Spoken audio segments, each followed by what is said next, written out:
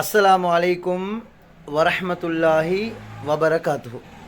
அன்பார்ந்தவர்களே, கண்ணியத்துக்குரியவர்களே, அமெரிக்கா ஜனாதிபதி டொனால்ட் ட்ரம்ப் ஈரானுக்கு எச்சரிக்கை விடுத்திருந்தார்கள்.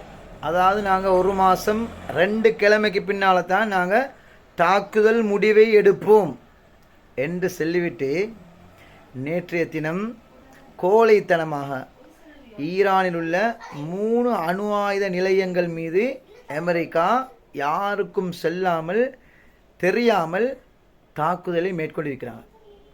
இப்போ ஈரான் உச்ச தலைவர் ஆயத்துல்லா அலி கொமேனி சொல்லிக்கிறாரு, அமெரிக்கா இதுவரை காணாத அழிவுகளை, இதுவரை காணாத பேரழிவுகளை அமெரிக்கா காண நேரிடும்.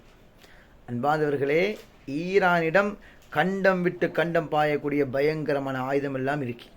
அது மட்டுமல்ல, ஈரானுக்கு பக்க பலமாக ரஷ்யா, பாகிஸ்தான், சைனா, வடகொரியா இருக்கு.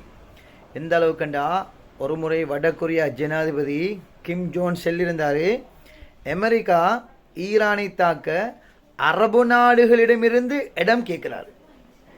எங்கட நாடு, எங்கட வடகொரியா நாடு இருக்குது, நாங்கள் என்ன செய்வோம்டா, எங்கட நாட்டிலிருந்து அமெரிக்காவை தாக்கக்கூடிய ஆயுதம் எங்கள்கிட்ட இருக்குது.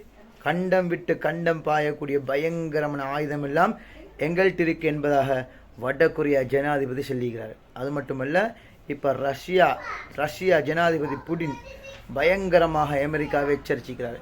இப்போ இது உலக 3வது பெரிய போராக மாறுமோ தெரியாது. எந்த அளவுக்குண்டா, இப்போ ஈரான் ஒரு பயங்கரமான ஆயுதம் நிறைந்த நாடு. இதனால் அமெரிக்கா எவ்வளோ சக்தி நிறைந்த நாடாக இருந்தாலும் அமெரிக்கா சில நேரங்களில் தாக்கப்படலாம்.